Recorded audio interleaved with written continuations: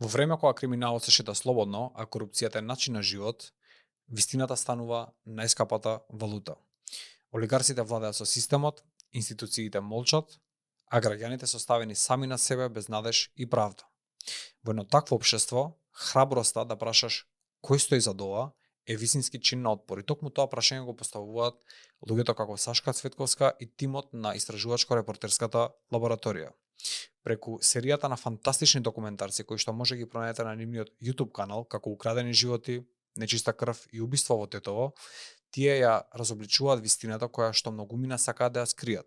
Од болници кои што не лечат до трагедии кои што се повторуваат. Таа вистина до нас никогаш немаше да допре доколку ИРЛ се финансираше од олигарси. Тука е убаво да се потсетиме и на едно друго време, време во кое народот ги финансираше собствените медиуми. Тоа го правеше преку купување на утринскиот весник. Денес тоа се прави преку донација. Токму таа поддршка е клучна за опстанокот на независното новинарство. Донирај на irl.mk/донирај и стани дел од борбата за вистината која овие луѓе секојдневно и тивко ја водат во името на секој од нас. Слушни ја Сашка, поддржи ја вистината и биди дел од промена која не може да се купи.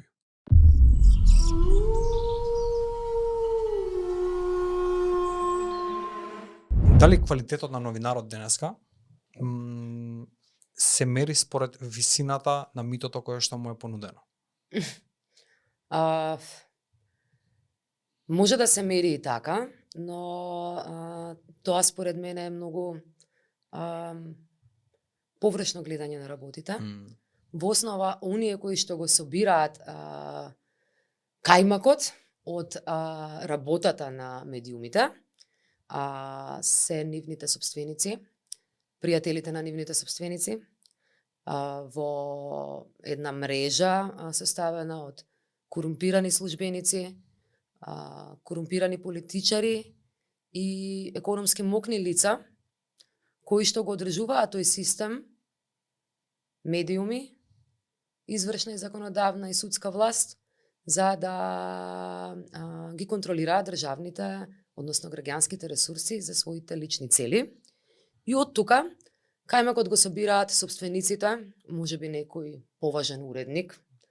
Меѓутоа, обичните новинари се сведени на плати од 400 евра, знаеме и за плати од 300 евра, 500 евра, една просечна уредничка плата во македонска телевизија, каде што патем се и меѓу најплатените новинари е околу 700-800 евра, ако сте по сениор вработен и слично. И ние со тие плати не можеме да очекуваме дека луѓето ќе ја одржуваат оваа индустрија на нивото кое што треба да одговори на потребите на јавноста, бидејќи на крајот за тоа постојат медиумите. Добро, значи ние знаеме дека овдека сме група на луѓе, на граѓани на ова парче територија кои што не функционираме врз основа на некој многу висок морален код, така да средствата ни се многу битни во тоа соочување со корупцијата. И дали е возможно според тебе со тие износи на пари, со таа висина на плата да едноставно да бидеме отпорни на корупција? Невозможно е да бидеме отпорни на корупција и невозможно е од јавноста да очекува дека овие колеги, овие новинари, нивните новинари, треба да бидат истовремено социјални случаи, да немаат никаква перспектива да се надградуваат, а со тоа и да работат подобро за вас, за нас, не можеме да и да се соочуваат со неверојатни притисоци, со закани, со проблеми.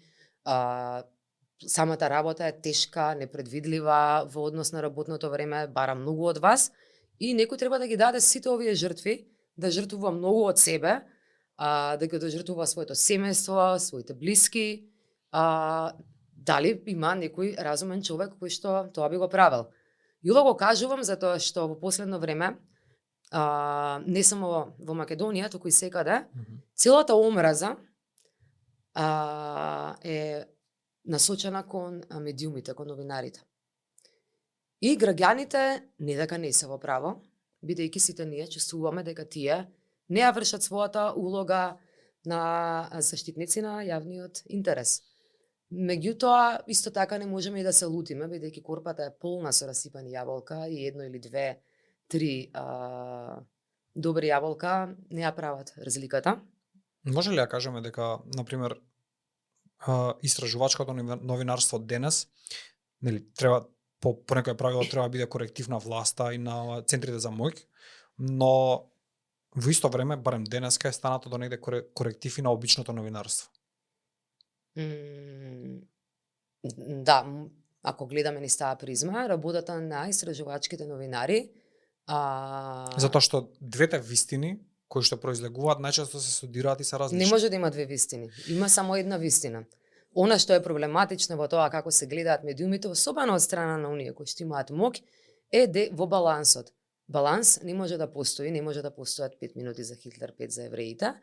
Постои стремежот секој да биде максимално објективен. Никој човек не може за себе да каже дека е објективен 100%. Стремеш да бидеме максимално објективни во процесот во кој што ја бараме вистината. Но вистини две не постојат. Не може да постојат едни факти и други факти. Едни се фактите, едно е како ние ги доживуваме. Меѓутоа, не може да има за една иста вистина два пара факти, два пара погледи. Тоа се случува, таа е реалноста во која сега живееме, паралелни светови. Да, точно, значи ние живееме во реалност кај што ние константно сме на средина помеѓу две вистини. Значи јас не памтам дека ние сме биле овдека помеѓу една вистина, го знаеме патот кој е, например, зборам како граѓанско општество, например, и за настаните или трагедиите кои што се случуваат околу нас, секогаш има две страни. Така. Значи секогаш има две страни. Никогаш не сме дошле до консензус дека, например, ова е едната вистина, за тој настан и тоа е решено и тоа е затворено на таков начин и сите сме на чисто, нели, на што сме? Ја не памтам таков настан да имало во Македонија. Се согласувам. Зошто? Често слушаме ова, да, баш сакам да го објаснам, често слушаме, нели, граѓаните се вакви, такви, незаинтересирани, апатични, народот е глуп, народот не разбира, добри им се овие политичари. Тоа е многу садомазохистички пристап, бидејќи најчесто и тие што го зборуваме, сме тие луѓе, кои што ги трпат штетите од тие политики. И на тоа не е така, медиумите и пропагандата се толку многу платени, затоа што им носат бенефит, сериозен бенефит, и функционираат на оние кои што се подпираат на пропаганда за да извршат влијание за нивните лични цели. Вестите во медиумите денеска ги прават маркетинг агенции, една мало друштво на посттранзицијски и транзицијски олигарси и политичари кои што ги окупираа партиите, додека на граѓаните им се сервира идејата дека партиите се лоши, меѓутоа тие се начинот на кој што ние се обединуваме околу одредени идеи и сакаме да се застапуваме на избори со цел да победи подобрата. Така што граѓаните се жртви на сериозната пропаганда и медиумска, како што гледате веќе во светот има трендови, се повеќе се раѓа и свест за тие процеси. Имате во САД протести пред Fox News. Во Македонија сме виделе за време на шарената револуција имаше протести пред МТВ, имаше протести пред телевизијата Сител во тоа време и така натаму и така натаму. Гледаме се повеќе такви крикови и не сме виделе оддамна, мислам дека такво нешто се. Да, мислам во глобално. Да, во историјата. Луѓето се уморни и апатични. Граѓаните, ние немаме никоја сериозна излезност на изборите во последно време, ниту пак партиите, ниту една партија нема поголема доверба од 8%. Знаете ли тоа колку е малку? Без разлика што тие велат ги добивме изборите со не знам каков легитимитет, тој легитимитет доаѓа само од оние луѓе, наши сограѓани, кои што се жртви на еден корумпиран систем кој што го наметнуваат партиите, а тоа е да го окупираат и корумпираат обичниот човек преку понуда за работа во државната администрација, каде што и покрај носењето на минималната плата, се уште имаме позиции кои се платени 300 евра, 400 евра само таму. Тоа е подкуп на гласачи, се оставаат граѓаните да живеат повторно како робови, како во феудализмот, робови на преживувањето, додека другите живеат удобно, нивните деца се на чист воздух, во Виена, во Дубај, каде не, додека она што им припаѓа им се одзема и сметам дека не може да има правда, не може да го ресторираме владењето на правото, се додека граѓаните не ги сватат, не го разберат посериозно влијанието на медиумите врз нивните животи. Сашка, ти си, да кажам, една од малкуте кои што служат како олицетворение на таа некоја борба против корупцијата кај нас во Македонија. Значи, јас не познавам многу луѓе на кои што можам 100% да кажам дека застанувам за нивната работа, за нивниот став, за нивната енергија, наставно да поверувам дека тоа што го прават со чисто срце и верувам дека Добро, да се напијам нешто да ни ме не изгодно. Не, комплименти да се на крај ги остави, иначе ова ми е само контекст да дам на прашањето. Верувам дека како што луѓето ти даваат поддршка и како што си, да кажеме, символ или олицетворение на борбата против корупцијата, така си најголем противник на таа нека олигархија која што нели сака да продолжи едноставно да функционира на база на корупција. Таа олигархија верувам дека многу пати те пробава да допре на еден или на друг начин преку сите можни форми на корупција. Па би те прашал како изгледа тоа едноставно, значи како изгледа нивната рака, како изгледа нивниот допир. Кога формиравме ИРОЛА, за да ти го одговорам ова, ќе ти кажам малку како почнавме. Тоа беше пошарената револуција, кога дојдоа некои промени, граѓаните најверојатно мислеа дека тука е крајот и поверуваа на таа една политичка елита дека овде дојде на соискрени и со честни намери. И ние не можевме да се снајдеме во тој простор и си ги напуштивме медиумите во кои работиме и си креиравме наше место. Јас имав среќата уште како млад новинар, тогаш Македонија доби статус кандидат за Европската унија. И имав среќа да се отворат многу полиња на соработка преку кои ние одавме во странство, добивавме едукација и гледавме како работат нашите врсници. Сите беа поспремни од нас, сите беа подобри од нас, не затоа што поминале по инакви процеси од нас, значи зборуваме за луѓе кои го поминале државното образование, целиот тој систем, едноставно подобрите општества креираат поквалитетни поединци. И тогаш ги запознав Пол Радуидру Саливан од меѓународниот проект за известување за организиран криминал и корупција, кој што почна експериментално на Балканот, за сега да е најголемата и најиновативната мрежа на вакви центри како ИРОЛА во целиот свет. Понекогаш не зезаат дека сме побрзи од intelligence services, што е вистина во некои ситуации, бидејќи ние не мора, многу често ни се обратиле вработени во правосудниот систем, во полиција, дали можете овие документи од таму да не ги земете од странство, бидејќи ние сме многу добри во тоа. ИРОЛА своето ресерч го базира на многу употреба на технологија, многу датабази, многу еден цел поинаков систем кој што е незамислив во другите медиуми, базиран на вештини, не на агенди. Тоа се гледа работата, сечија работа може да се изгугла на крајот на денот. Водиме и долги судски процеси, дополнително додека да објавиме некои истражување, бидејќи со институциите се тужиме најчесто. Кој кого тужи? Па кој кого тужи, да речеме во случајот со ЕСМ, околу 3 години ги баравме договорите кои што одлучи тогашното ЕСМ во времето на Васко Ковачевски да не ги обелодени договорите за увоз на јаглен и за струја, повикувајќи се на вонредната состојба поради војната во Украина, меѓутоа Македонија немаше никаква вонредна состојба. И тие постои процес на жалба во Агенцијата за заштита на правото на слободен пристап до информации. И тоа трае 2-3 месеци. Во агенцијата работат прекрасни луѓе и се надевам таа институција нема да биде политизирана и сквернавена.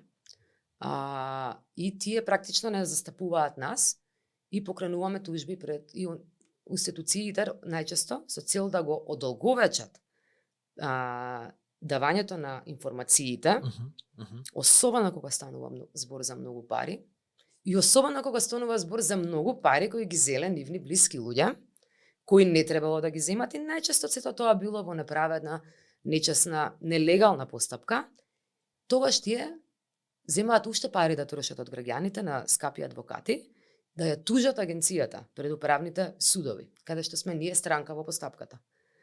И тоа трае, па одиме на виш управен, трае со години, и еве во последниот случај со наводната службеничка од пошта, која што одеднаш почува да склучува милионски договори со ЕСМ, или како случајот на братот на поранешниот премиер Зоран Заев, Вице Заев, како оделе тие пари, мислам, фасцинантно. Што е, тоа набавки на мазут, на се и се што од мазут, јаглен, и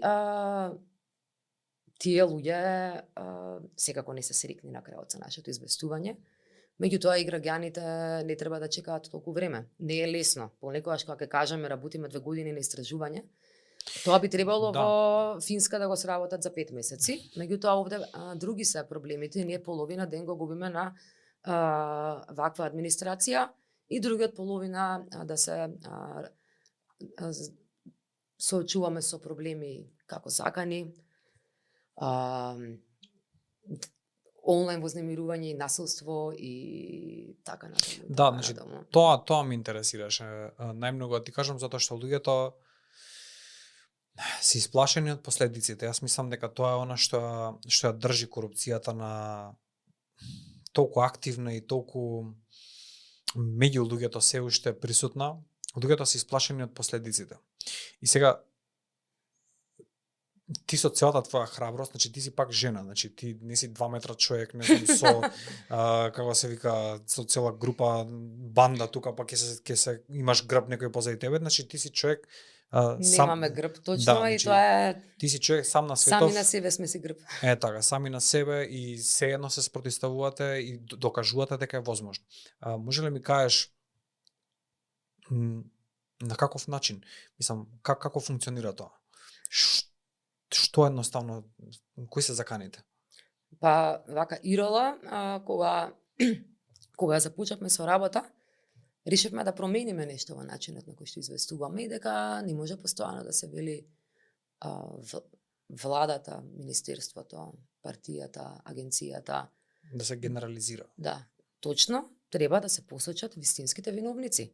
Затоа зошто граѓаните денеска во Македонија масовно се иселуваат и зошто се ограбени од она што треба да бидат нивни приходи. И на крајот ограбени од иднината. Животот на татко ми како пензионера со 12.000 денари пензија денеска не требало да биде таков. Не разбирате? И тогаш решивме дека мора да се именуваат виновниците и да се мапираат.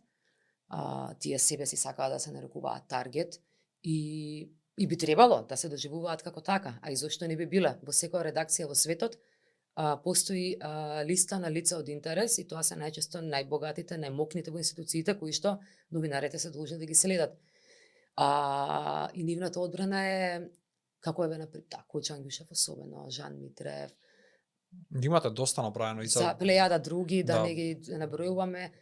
Владата, една институција не работи, не чини, они со нас бизнисмените се бават. Да, бидејќи институциите поради вас се вакви какви што се, бидејќи прво се корумпираат партиите, кој ги финансира партиите? Тој, ако таа партија дојде на власт, тој ќе ги поседува институциите.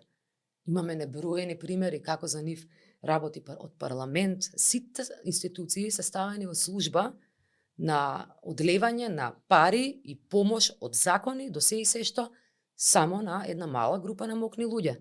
А каде сме сите ние други? И вака тие луѓе се директната причина, заедно со нивните сојузници во лидерството на партиите и заедно со представниците на граѓаните во парламентот кои имаат висока одговорност, но ниска свест. Па и не е само ниска свест, мислам дека станува збор за културолошки, цивилизацијски разлики во прашање, еден корумпиран материјал на луѓе од кои практично не можеме ништо посебно да направиме, со честни исклучоци, и тој систем не работи за нас. Кога ја објавивме првата редакција, тоа беше стравотно. Тогаш свативме... Која е првата?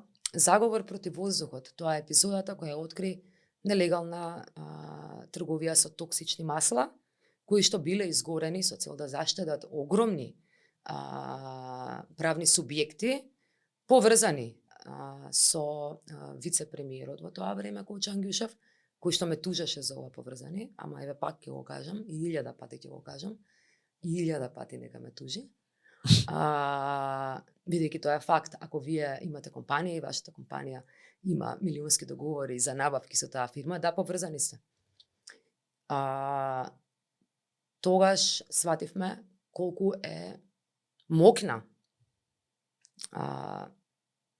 и долга раката на криминалниот финансиски мускул. Да, и тоа они го употребуваат државата во тој случај против тебе, ше можеби... Точно. Не знам дали е можеби... Замислете, излегува срамната пресуда на судот, кој што не осуду, кој што нас не... И судијката која што нам не ослободи од вина за клевета во случајот кој што господинот Кочо Ангјушев го поведе против нас, по неговата жалба во апелација, истата судијка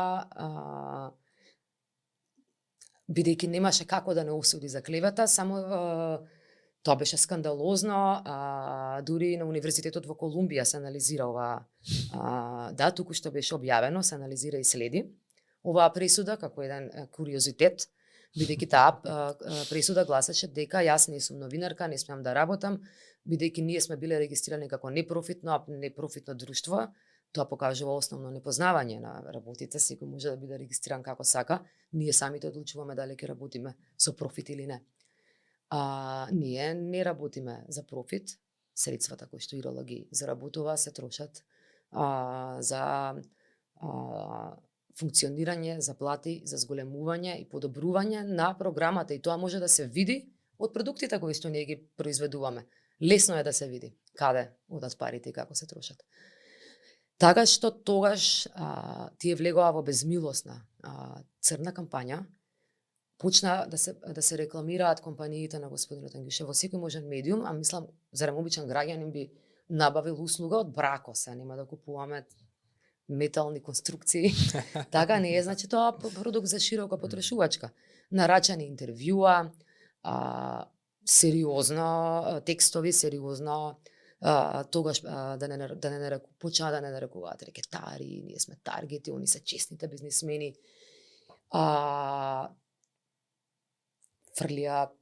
Фрлени се милиони од него и од сличните како него на пропаганда, на подкуп на луѓе и убеди за замолчување.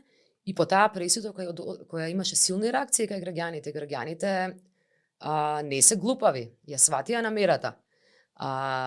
Следниот ден, пример, еден министер објави соопштение дека Министерството е премногу задоволно затоа што компанијата Брако е голем донатор и им донирала за полициски станици некакви си, не знам, тоалети, што и да е, не беше вредноста поголема од 3000 евра, самите граѓани ги го купавме. Ако ни кажа, сакам да кажам, се обидоа да ги покријат известувањата на малкуте честни медиуми за неправдата која судот ја нанесе на ИРЛ, и дополнително тоа е порака дека МВР е со господинот Ангјушев, не со вас. Тоа не е... Ова имам вакви многу примери, само ви дадов еден, но на крајот свативме и сега сме сигурни во тоа дека нема зошто да биде никој уплашен.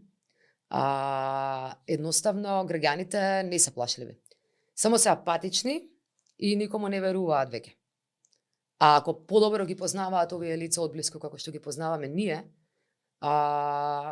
реално сите ние би се загрижиле како за своето ментално здравје и како сме допуштиле волку на луѓе кои воопшто и не се дораснати на предизвикот да бидат бизнисмени, камоли креатори на политики. Бидејќи ако ги ставиме сите нив во една конкурентна во конкурентни услови во Холандија. Пазар, Сакам економија. да видам таму дали они ќе бидат овие гениални и успешни луѓе кои наводно сите ние ги мразиме. Мислам дека тоа не води назад во транзицијата и мислам дека коренот на сите проблеми и реалноста која живееме денеска Точно. започнува токму таму. Може ли ми кажеш како изгледаше како ти се соочи, како изгледаше твојата реалност за време на транзицијата? Затоа што сметам дека и голем дел од она што си денеска ти и е создадено таму. Значи имаш најверојатно малце подобри причини од сите останати за да бидеш денеска тоа што си, пошто во целата твоја работа, во се она што го правиш, значи верувам дека има многу полесна професија, верувам дека има многу полесен начин да живееш, да се реализираш, да твориш, што и да правиш, настрана од ова што го правиш моментално. Значи можеш да одбереш многу полесен пат за тебе, не го одбра овој, се уште го газиш. Значи ајде да се вратиме Го малце. одбравме јас и уште 25 луѓе во Ирола. И тоа не се малку луѓе, иако вака може би звучат малку. И е неверојатно колку прекрасни и лојални се сите едни со други и секој од различни, ама слични причини, каде што коренот на крајот пак е таа неправда, не спојува. Мене лично, како влијаела транзицијата на мене, како да, се обидувам некој илустративен пример да смислам. Вака, Ти се сеќаваш на момент? се сеќавам, бев мала, значи многу мала, кога Југославија, значи 5 години наверојатно, кога Југославија кога започнаа војните во Југославија. Се распаѓаше Да. практично 90. Моите сеќавања не се толку јасни, меѓутоа доцните 90-ти веќе ми се пред очи. Јас израснав во Чаир, гледано од економско-социјален аспект. Чаир беше дом на социјално позагрозени групи на граѓани и на работниците, мнозински да речеме. И секое семејство на мојата улица, секој човек што го познавав, речи си во моето училиште, беше едноставно уништен. Често зборуваме за тоа како им е на родителите да ги гледаат своите деца кога се тажни, несрекни или нешто им недостасува, но ретко зборуваме за тоа или никогаш како децата го доживуваат, ги доживуваат тие емоции, таа загриженост кај нивните родители. Јас никогаш нема да ги заборавам тие моменти. Се сеќавам, например, една нова година,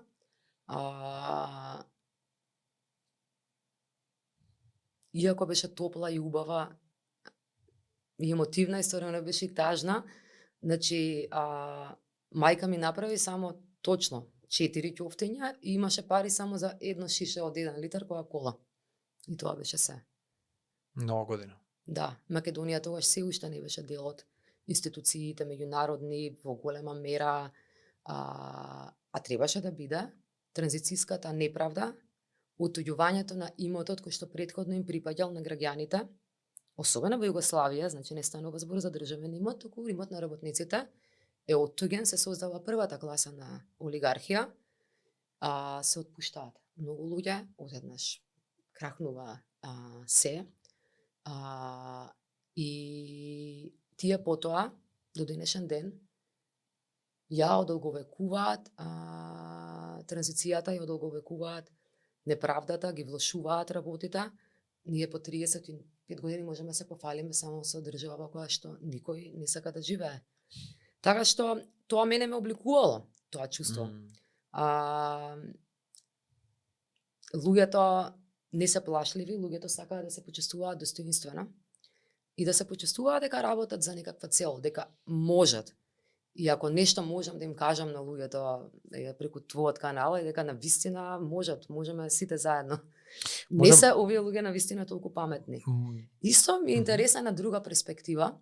Еден мој пријател Неодамно имавме еден разговор кој ми отвори една интересна дилема. Тој за разлика од мене пораснал сосема спротивно. Неговите родители брзо се снашле, не биле олигарси, меѓутоа трговија и нивното семејство не ги доживеало финансиските загуби и тој ми кажа колку бил постојано претажен, бидејќи цело време само тој имал пари, неговите другарчиња, каде што израснал во аеродром, исто така работничко место, никогаш не можеле да одат на поскапи одмори или на нешто такво, и тој се адаптирал да живее со нив, да даде колку што може. И тоа е така, мислам, станува збор за еден за другар кој припаѓа на така на граѓанска класа и веројатно тие луѓе требаше денеска да се родат економски мокните, луѓето кои ги воспитале своите деца кои имаат не да бидат емпатични само да дадат, туку да се чувствуваат и да елеве да направат со оној кој што страда, да може. Да, концептот на колективно добро некако ме води до тоа, односно емпатија не само кон човекот што е пред тебе, не само кон она што може да го допреш, туку емпатија кон целен народ. Тоа неразбирање, мислам дека тука се работи не дека ние сме лоши како луѓе, туку сме едноставно неписмени. Мислам дека концептот го нема никој објаснето. Пак ќе се вратам на истото, значи не постојат лоши и добри предодредени групи на луѓе кои се вакви или онакви. Постои систем кој што од своите граѓани не создава добри луѓе, не создава писмени луѓе. Образовните политики ги крои некој друг. Да, точно е дека може да се каже, ама вие ги гласавте. Само затоа што наведом постои избор, не значи дека постои избор. Дали постои избор? Тоа ми е исто едно од прашањата. Дали ако 5 луѓе, например, седнат во соба и се договорат што ќе ни понудат како избор, ние имаме избор? Не, нема избор. Еве, изборите во САД само покажуваат дека граѓаните, и таму имаше ниска излезност, дека граѓаните се незадоволни од начинот на кој што традиционалните партии ги практикуваат внатрешните политики. Тоа е еден отпор кон политичките констелации. Може би граѓаните не може да го идентификуваат чувството, но јас мислам дека време е да се побара одговорности од партиите. Најпосле тие почиваат на своето членство. Време е да се прават и нови движења, луѓето не треба да се плашат. Погледнете кој се плаши. Оние што носат сега закони во собрание, како да им отежнат на независните граѓански движења да одат на избори. Зошто би го правеле тоа ако тие се толку сигурни во своите победи? Затоа што не се сигурни. Меѓутоа, повторно доаѓаме до сериозната корупција на медиумите. Собствениците на медиуми во Македонија, особено на мејнстрим медиумите, во најголем дел се луѓе кои што, не во најголем, туку рече се сите, се луѓе кои што имаат медиуми како поддршка на нивните други бизнес интереси. Медиумите им служат како алатки за туркање на бизнес интереси или за заштита од кривичен прогон. И така тие се пазарат. Добро, многу оддамна луѓето, барем тој тип на бизнисмени, ја проценија вредноста на медиумот како и неговата моќ и влијание врз основа на широката маса на луѓе и да го едноставно да го употребат како инструмент во поддршка на што и да е. Значи не само бизниси, дури политички партии, поединци, туркања и така натаму, може да дадат ветер на што и да е Да, но ништо не може да биде посилно од моќта на мнозинството, ако секој еден граѓанин донира по 1 евро, например, во Ирола, не мора, или ке тебе, и еве по 1 евро годишно, со 2 милиони евро ќе направиме фасцинантни содржини и ќе може да се спротивставиме, не затоа што имаме 2 милиона евра. 2 милиона евра можеме да најдеме, не знам, да се мачимо донатори, спонзори, затоа што тоа што плаши е заедништвото. Дека толку и толку луѓе веруваат во нешто и заедно го прават тој отпорен зид. Значи, Ирола, она што го прави, пак са повеќе зборам за луѓето кои што не се толку можеби во тек или не се запознаени со вашата работа или чат пат има слушнато кој Ирола, јас бев еден од тие, да кажеме, кој што беше дел од таа апатија. Значи едноставно не си свесен дека си дел од тоа.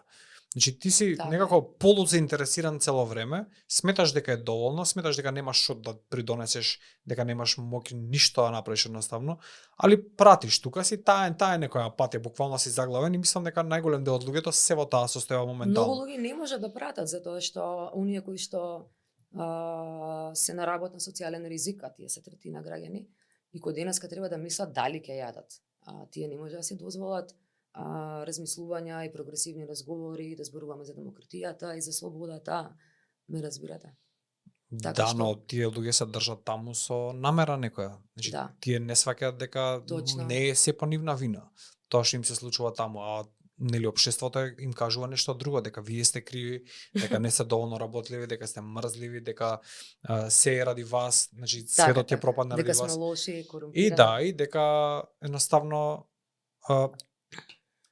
тоа е причината, но Ирала, јас кога отворив маца, видам и ти викам добив така маца поголема инспирација и да разговарам и со тебе и да едноставно да преземам мои иницијативи и некои други.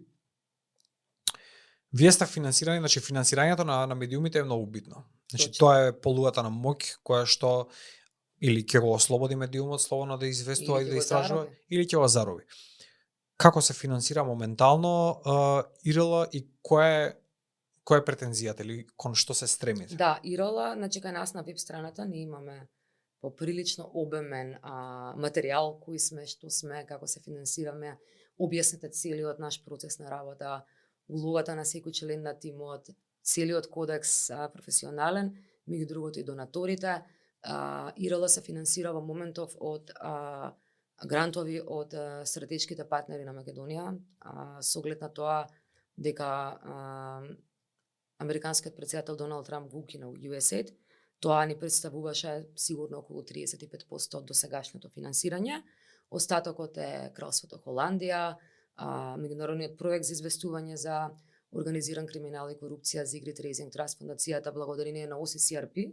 Ние имаме поголема среќа да можеме да работиме и со глобални донатори, затоа што работиме и прекогранично новинарство и да не бидеме до толку заробени во ова борба за мали пари, но воглавно се финансираме од други владени повторно донатори кои што се стратешки партнери.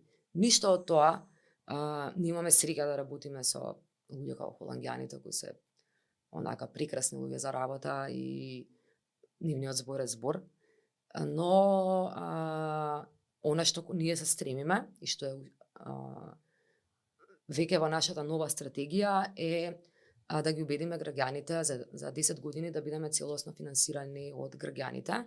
Меѓутоа и за тоа да се случи, потребно е да нема повеќе, да не гледаат повеќе граѓаните во нивните градови, во нивните села. Потребни се повторно пари за вие да промените, мора да имате ресурси. Треба да правите кампања, треба да правите тоа, побарува кадар, луѓе, работа, материјали, мислам, не е така.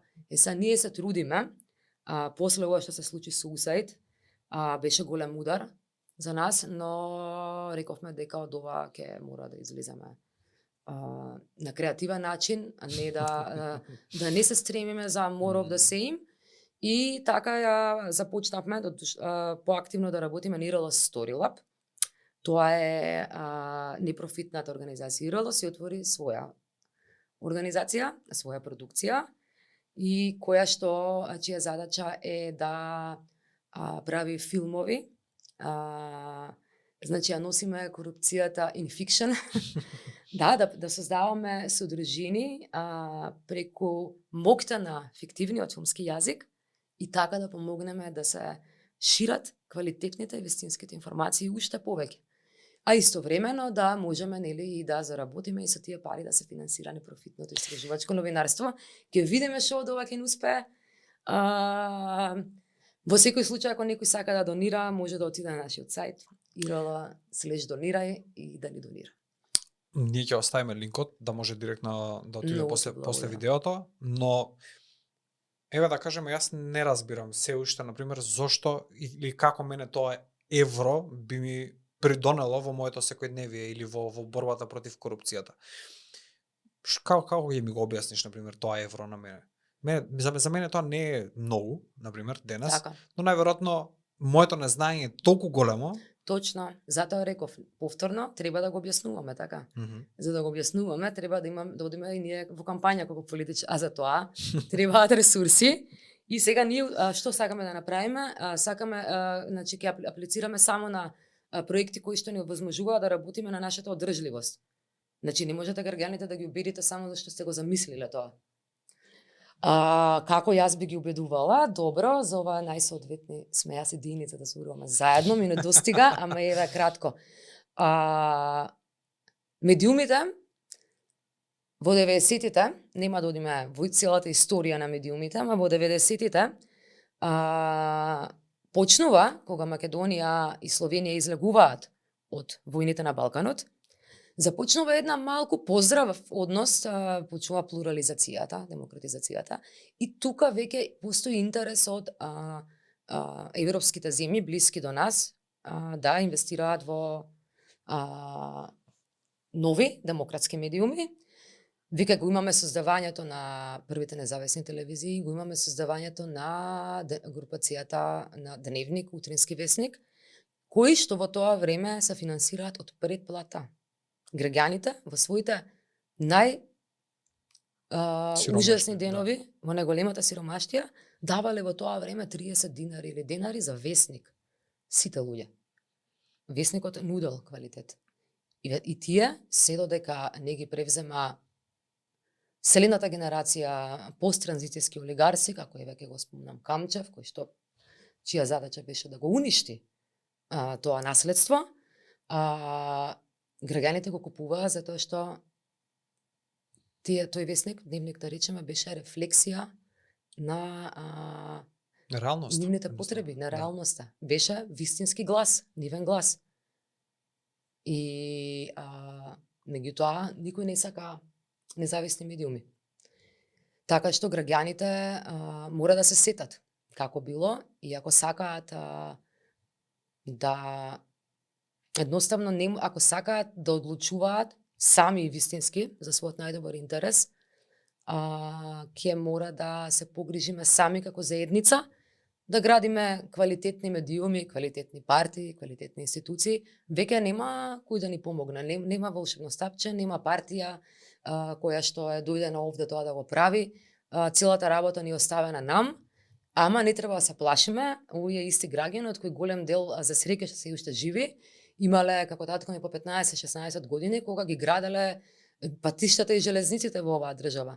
Така што мислам дека граѓаните што живеат овде, и македонците и албанците, сме вредни луѓе и во најмала рака сме создадени да градиме и можеме да изградиме. Само треба да се соочиме дека одговорноста сега е кај нас и нема каде на друго место. Граѓаните мора да разберат дека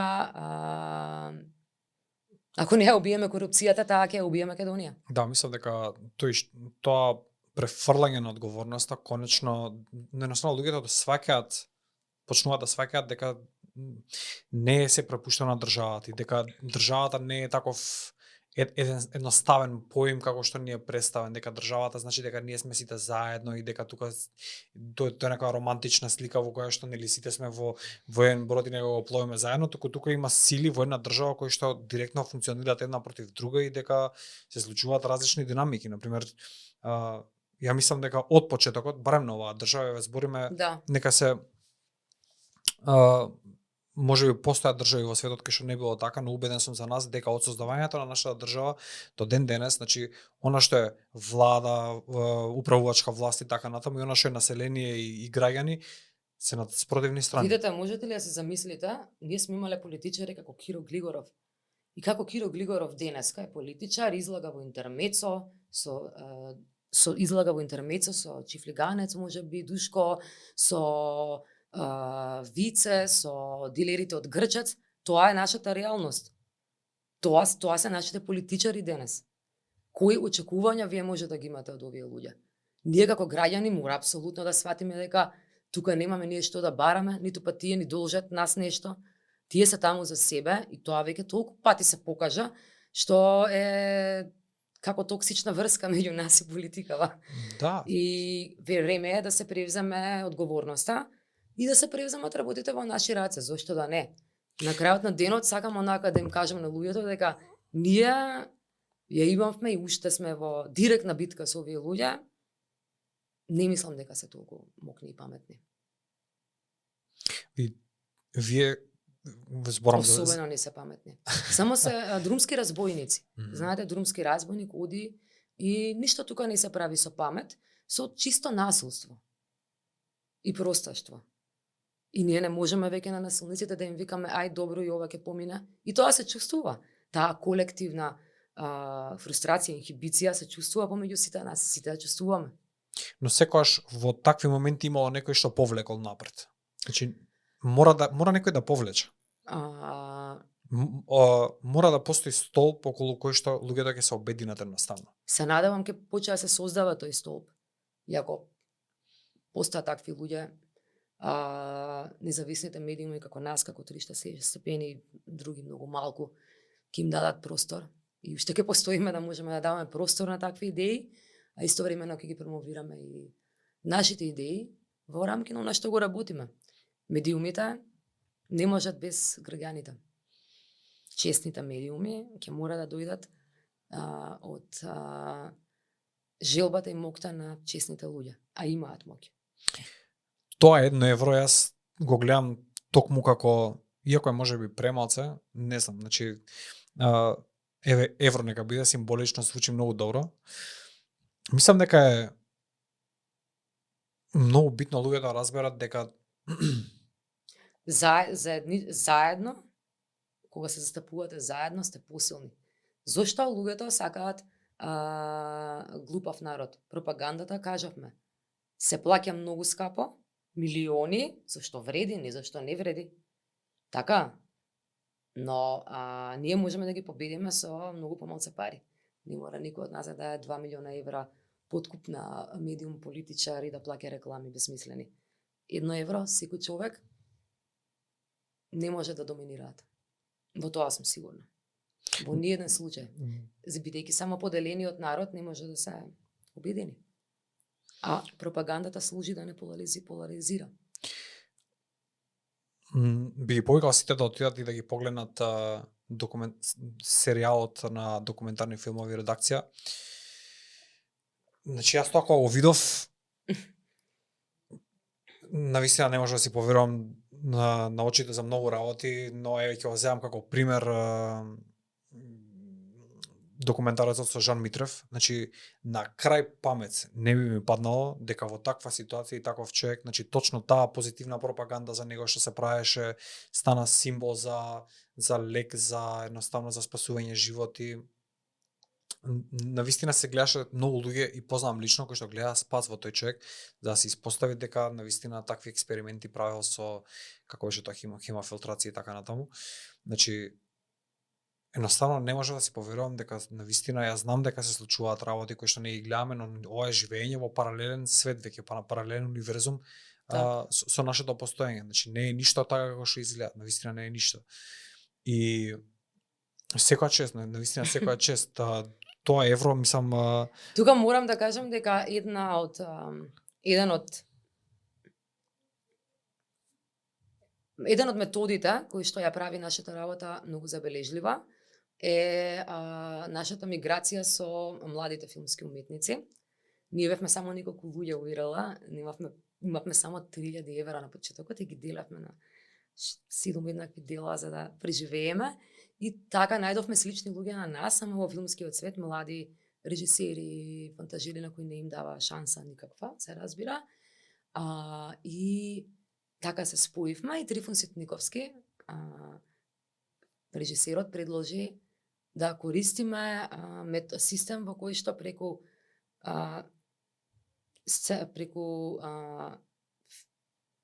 структура на фиктивен филм од 4 чина, од 3 чина ќе раскажеме документаристика и затоа редакција изгледа поинаку.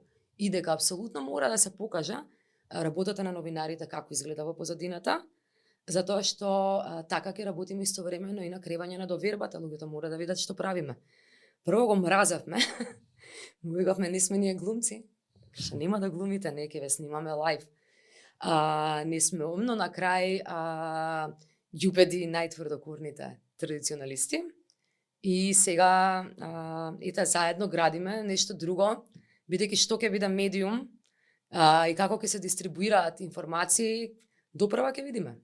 Да, има такви неколку, мислам, во Македонија се дефинитивно првите, мислам дека. Видете, работата на Ирала е многу сериозно почитувана надвор, за разлика од овде. Например, пред 2 години, кога за документарниот филм за Жан Митрев, за тоа истражување добивме Global Shining Light Award, значи во светот, во новинарството има 2 D Awards, значи врвните награди. Тоа е Pulitzer за сад и Global Shining Light за сите други. И ова е прв медиум што добил Global Shining Light, мислам. И ретки се и во Европа таквите медиуми. Во конкуренција со BBC бевме. И освен еден медиум, ниту еден колега, мислам, не ги ни пренесоа информациите. Тоа е, ние сме навикнати на тоа. Редакција, например, или другиот проект што го имаме мобилни редакции, се прават во Балтикот под наше менторство. Сега ќе обучуваме новинари од Северна Африка. Овие продукти се пренесуваат надвор. Бевме објавени во Harvard Review, бевме, мислам, еве сега имаме 2 значајни, за прв пат сме поканети и тоа во Grand Opening на фестивалот на медиумски иновации, кој го организира меѓународниот прес институт, кој е важно место да сте. Каде што ќе ги предаваме ние и нашите методи Future of Media, тука сме третирани нели како криминалци, рекетари, тужби, да, меѓутоа пак ќе речам, тоа не нас обесхрабрува. Нашата работа е на крајот да создаваме што е можно вакви повеќе луѓе, да работиме со млади за постојано да има континуитет. Ако денес се снима Сашка, ќе остане Деница, Маја, Елена, Горијан, Трифун, Трајча, сите други. И по нив ќе останат други. Сега веќе децата кои што ние сме ги обучували, имаат околу 30 години, тие обучуваат други. Тоа не може да прекине. Ирала не е фирма на еден човек. Ирала е вистинско граѓанско здружение, со вистински борд, со вистински искрени луѓе, така што не знам, не морам да успеам јас, ама мора да успее мисијата. Јас не знам што за тебе е успех, нели секој си има таа дефиниција, но мене ми изгледа прилично успешно вака тоа до сега што ги имате ти и твојот тим направено. Пак ќе кажам, значи мене ми е фасцинантно твојата креација, значи како ти стигна до овде. Како еден човек не се откажува, значи она што го кажуваш дека 3000 евра ќе се подават на 7 луѓе, мислам тоа сега изгледа симпатично, тогаш било многу тешко, значи тоа се пари многу тешко. Не можеш да преживееш со тие пари.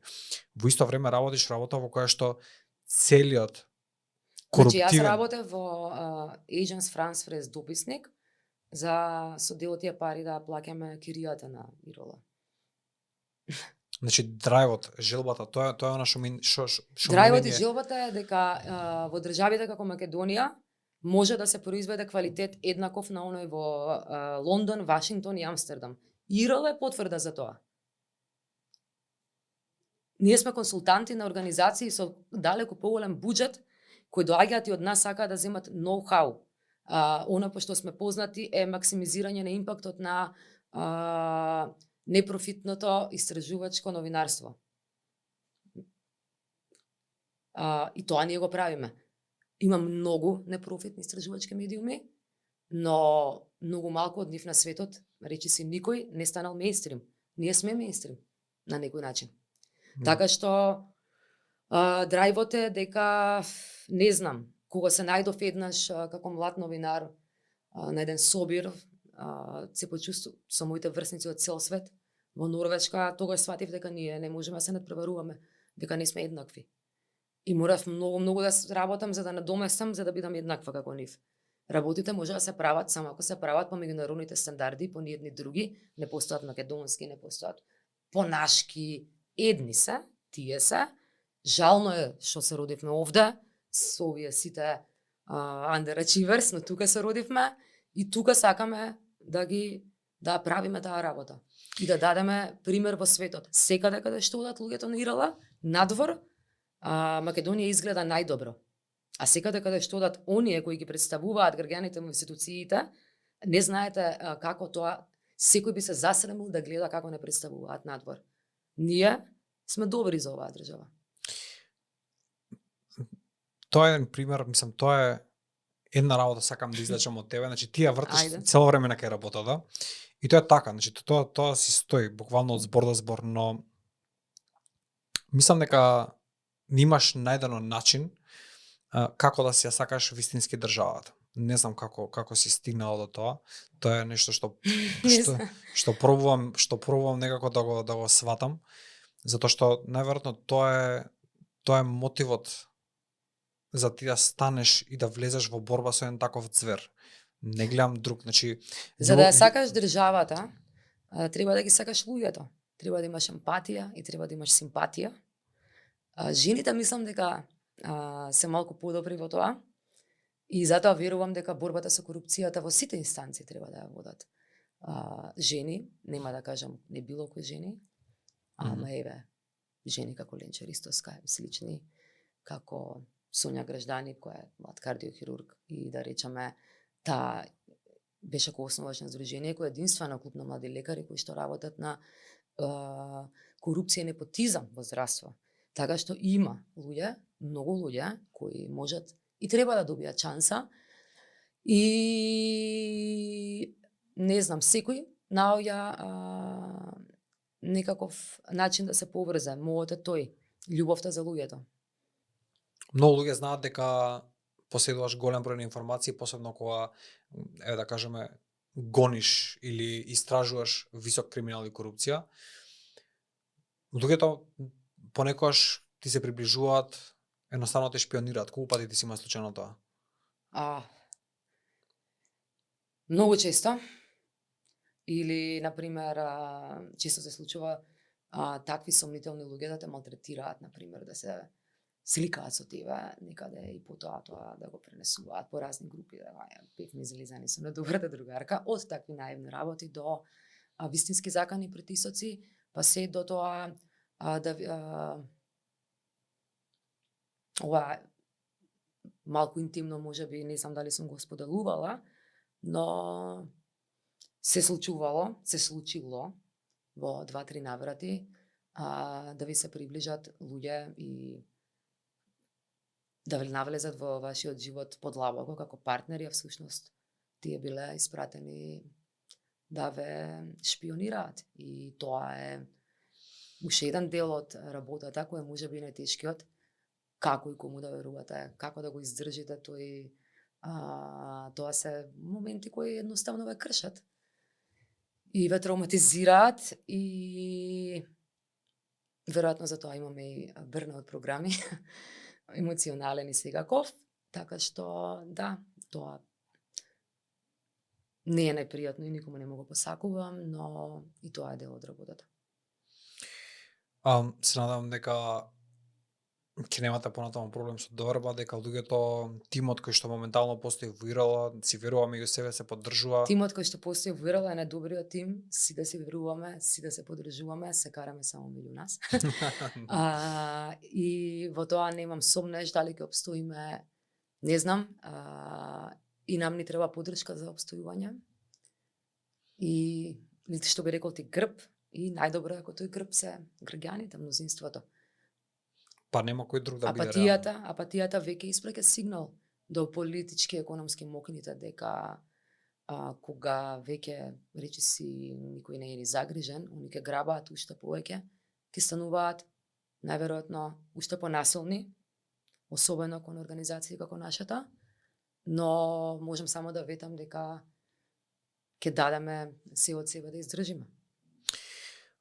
Сашка, фала ти за денес. Значи твоето мислам голема чест на вистина што одвои време, знам дека си многу зафатена.